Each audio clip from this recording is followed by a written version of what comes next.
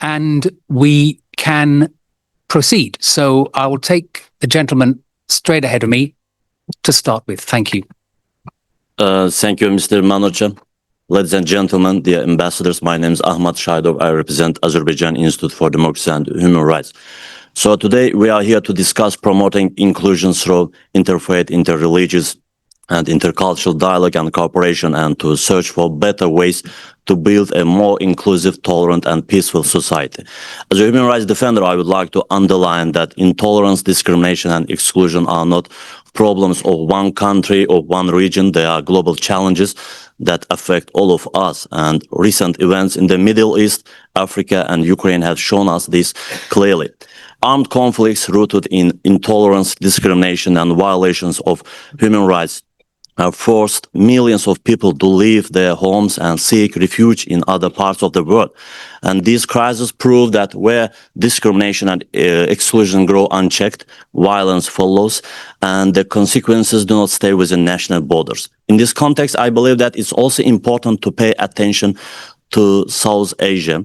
Even so, this region is not part of the OSCE area. Intolerance and discrimination there create serious risk for international peace and security.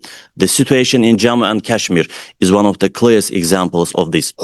In this region, under Indian control, people face systematic discrimination because of their ethnic and religious identity. Since 1989, more than 96,000 people have been killed, over 175,000 civilians arrested, and more than 11,000 women subjected to violence and abuse. Today, Jammu and Kashmir remains one of the most militarized zones in the world, with nearly 1 million Indian soldiers deployed there.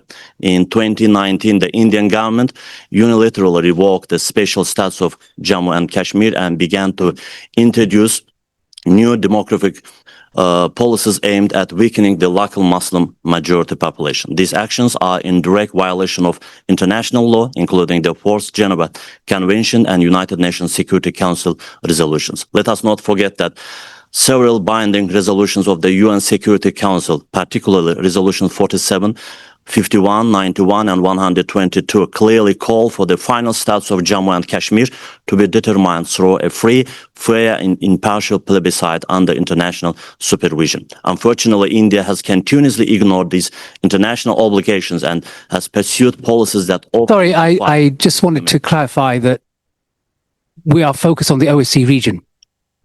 Of course. Anyway, I firmly believe that international platforms like the OSCE, which work to promote tolerance, inclusion, and dialogue across faiths and cultures, should also pay attention to such global risks. We must promote interfaith, interreligious, and intercultural dialogue as a tool to resolve long-standing conflicts, heal divisions, and foster mutual understanding.